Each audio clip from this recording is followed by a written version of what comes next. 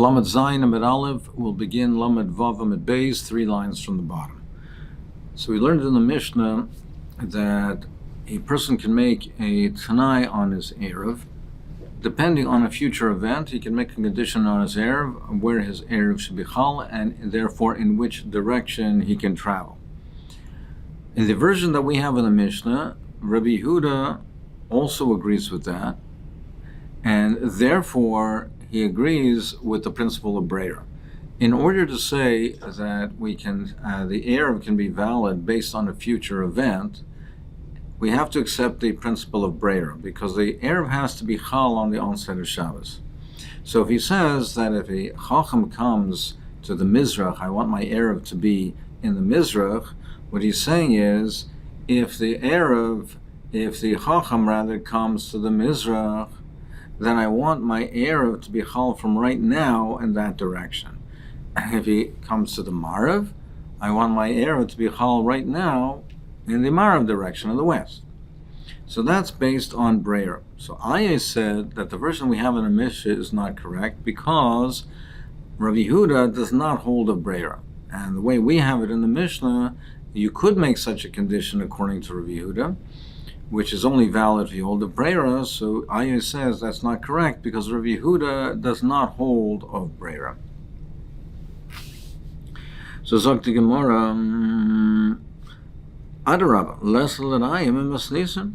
Well, why do we accept Ayah and say that our version of the Mishnah is not correct? Let us say that our version is correct and Ayah is not correct. Gemara says, Lo Yisal Kedaitav. No, you can't say that, because we see from elsewhere that Rabbi Yehuda does not hold a Breira. Dashamina le Rabbi Yehuda leslei Breira. We see that he does not hold a Breira. The Snan lekech yaim bein kusim.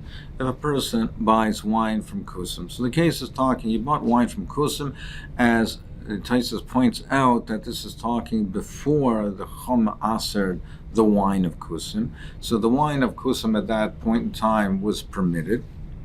But if he bought the wine from Kusim, he has to be concerned that they did not take Trumas and Meisers.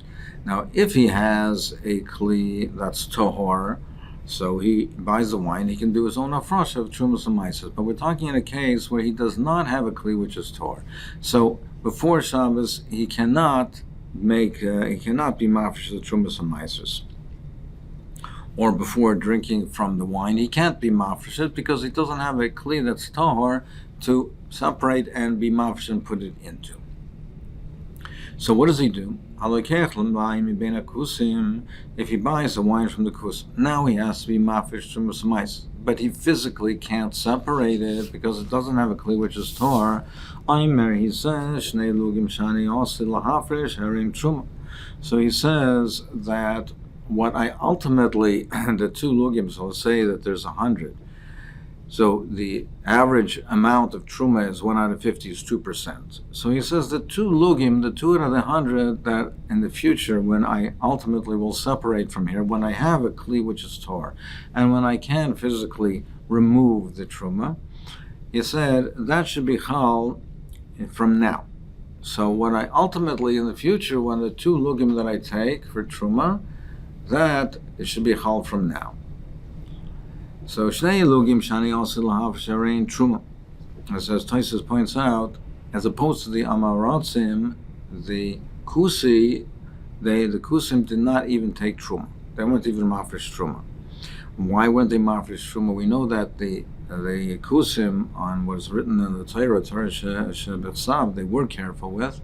So Taisus explains that they are not careful with lifnei iver leisitein mechshol. So for themselves, they were mafresh, but for other people, they weren't. So here he's selling the wine to a yid, to Talmud Chacham. They weren't concerned about being mafresh trumas and maises because they didn't care about lifnei iver. What about gezel? They wouldn't want our zoyer and stealing and not stealing, and by not giving the truma, they're stealing from the kayan. So he just explains that they don't consider this to be gezel because it's a moment shein l'tayvim. There's no specific kayan that has a right to demand this money. It has to be given to the shevet, to a kayan, but not to a particular kayan. So they don't consider this to be gezel. Kol ponim. So the person says, the Talmud Chacham says, Shnei lugim shani also lahav shani truma. The two that lugim that I will ultimately separate when I have a kli that's torah and I can physically separate it, I'll separate those so that from now they'll be considered to be truma.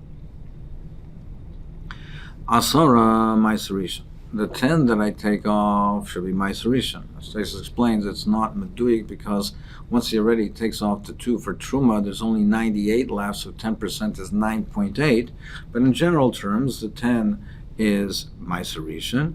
Tisha Maiser Sheni. Now what's left from that, he has to take a 10%, what's left from that. So he says that the balance of that, the 9 from the 10%, which is 9, should be Maiser Sheni. So again, over here it's not precise because once he's taken off the Truma, then there's only 98. Once he's taken off the Maiser Rishon from that, so then he has to take off 9.8. So then he only has to take off 10% of the balance. But nevertheless, in rounded terms, it's Tisha Maiser Sheni. The 9 lugim is Maiser Sheni. Umechal, now the Maiser Sheni, he has an option to patra it right away. So here we say don't delay, don't wait for a future time till you have the kli. You have an option already over here to rectify it immediately. You can be paid it, Maiser Sheni, you can be paid on money.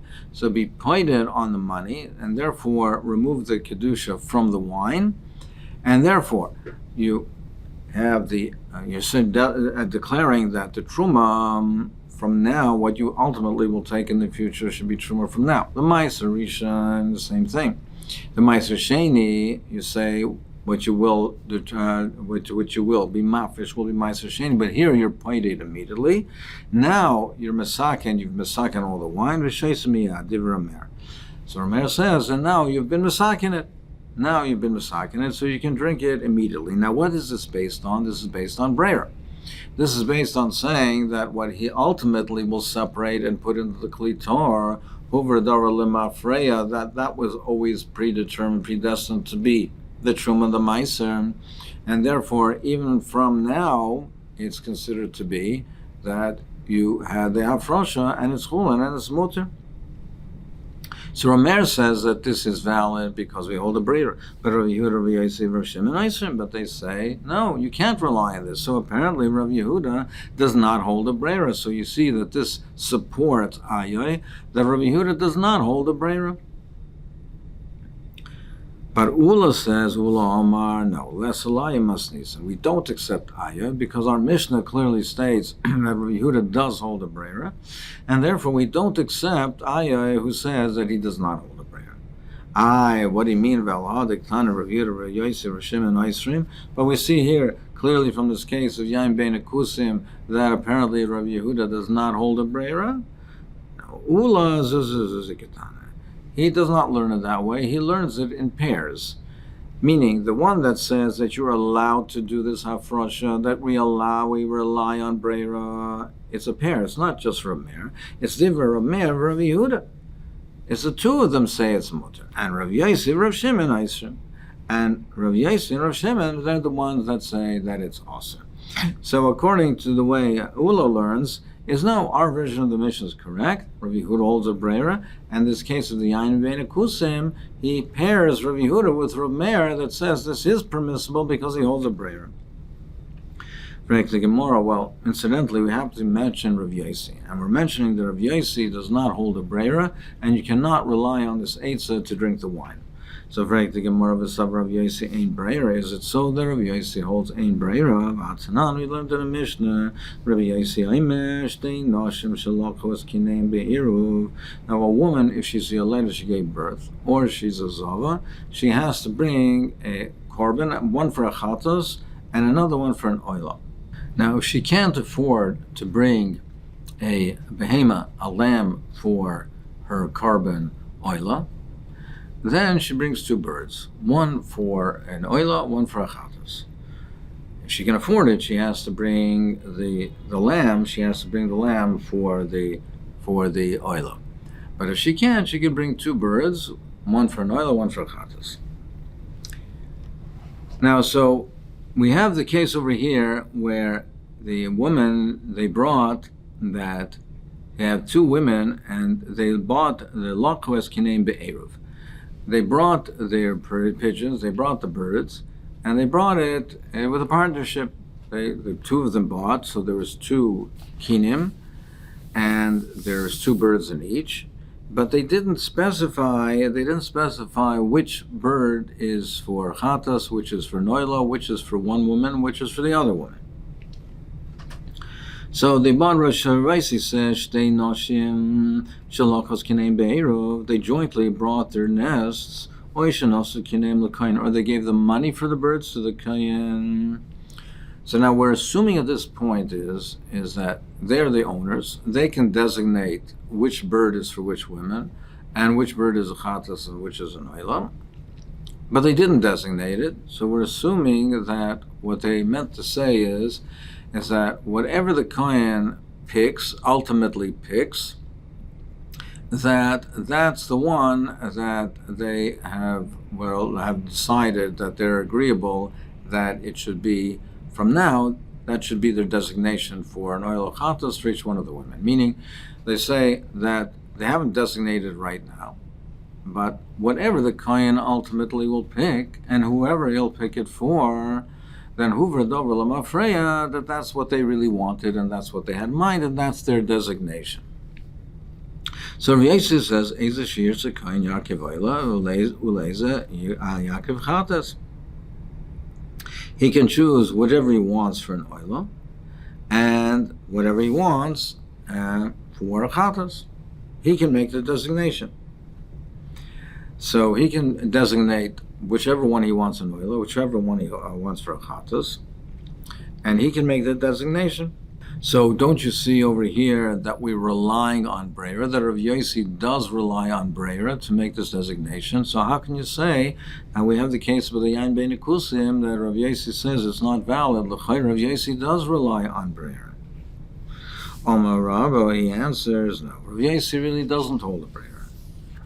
Hasam kishihisnu. Over there, the assumption is not the way we understand it. It's Hasam kishihisnu. Over there they said, we're not making the designation. It's kain, we're leaving it up to the kain. Whatever he designates, we'll designate. So it's not Hoover Darvel Mafreya. At the time that the kain makes the designation, that's when it's designated. It's nothing to do with Breira. They're leaving the designation totally up to the kain. As opposed to the Havamina, where they were saying that our designation should be determined right now based on what the kain picks and who he picks it for. Now they're saying, no, the designation is not now. Whatever the kohen picks, we're relinquishing our authority over the designation. It's up to him. And when he picks it, and whoever he picks it for, and whatever he designates, that's when and what the designation should be chalon. So that's the case. Well, what's the chiddush over here? So of course, then he can make the designation. If they are relinquishing the authority over the designation, so it's up to the kohen. So what's the chiddush? One answers, Kamashalan Kerav Chista. It's telling you the chiddush like Rav Chista. Dom Rav Chista ain't a kinim misparshas. It says the designation can only be made. It's not misparshas. It's not designated. Ela iba lekichas ba'alam or b'siyas kayan. It can be done either lekichas ba'alam or siyas kayan, meaning that when the owners, when they purchase the birds, they can make a designation. If they make a designation at that point, it's a valid designation. But if they don't, they can't make it afterwards. Then they have no more authority. Then it's only in the up to the kohen. Then the kohen, he now can make the designation. So I might have thought that the kohen cannot, if you have two nests, I might have thought that one has to be an oila, one has to be a chatas, and from the other nest also one has to be an oila, one has to be a chatas. But to make from one nest both oilas and the other nest both chatos, you might have thought that the kohen doesn't have that authority. Kamash Malan, that the pasuk, the Torah gives the kohen the authority to make the designation. So when the Torah says by the kohen, v'asa kohen echad chatas v'echad oila, it means to say that it is now dependent on him. So he can make a designation, and he has full authority to make the designation, if the Baalim have relinquished their authority to it, or if they haven't made the designation, the determination of the time of the purchase, the Kohen has a full authority, and he can designate whichever one he wants a chatas, whichever one he wants for an oila, and for whom. And he can even make a designation to say that one nest should be completely, both birds should be an oila, and the other nest completely a chatas. So it's not a chiddush in breira, it's a chiddush in the extent of the authority of the Kohen. But really, I'll tell you that Rav Yossi does not hold a breira, and this over here, this Mishnah has no relevance to our discussion. Frek the Gemara Vakati so Rav Yossi in breira. Well, still, I'll ask you. You mean to say Rav Yossi doesn't hold a breira? Vatanya Amar Shamar Lachaver Kach Le'Agoda Afa Shel Yerek Oiglus Gachas. If a person said, an Amma Aretz told the Talmud Chacham, please purchase for me a bundle of Yerakas, vegetables, or Glus Gachas, or one roll. Rav Yossi says when he purchases it and gives it to him, he doesn't have to take meiser. Now the halach is that a chacham, that he, whatever is in his ownership, he can't give it over to somebody else without having to first have been mafresh the trumas and meisers, because otherwise it'll be machal the person. So something that is in his ownership, if he owns it, if he gives from what he owns to the Amaretz, he would have to have taken the meisers first. If he's acting simply as a shaliach, then he doesn't have to, because it never came into his ownership. So, if the Amaretz asks the Chacham is in the market, he's buying vegetables for himself, and the Amaretz says, buy for me as well. So the Talmud Chacham buys a bunch of vegetables, and some he gives to the Amaretz, or some rolls, and he gives some to the Amaretz. So Rav Yossi says he doesn't have to take meiser. Now, why doesn't he have to take meiser? Presumably that is because of breira. Because we say what he ultimately gives to the Amaretz, Hoover, Dovel, Mafreya, that always, that was predestined to always have been the Amaretz. Meaning, so therefore it's not coming from the ownership of the Talmud Chacham. It's not like the Chacham is giving from what he owns to the Amaretz, where he would have to take meiser first from it. It was always in the ownership of the Amaretz. It was never the ownership of the Talmud Chacham, so he's simply an agent. And therefore, he doesn't have to take meisers. But the Chacham say no. He does have to take meiser, so apparently because the Chachamim do not hold of the principle of breira, and therefore, we don't say that this was always the Amaretz, this was always predestined to belong to the Amaretz. We say that it's coming from the ownership of the Talmud Chacham. He has to take meiser. So don't you see over here that Rav Yossi does hold the breira, the Chachamim don't? More answers, Epuch. We have to switch this around. That Rav Yossi is the one that says that he has to take meiser, because Rav Yossi does not hold a breira.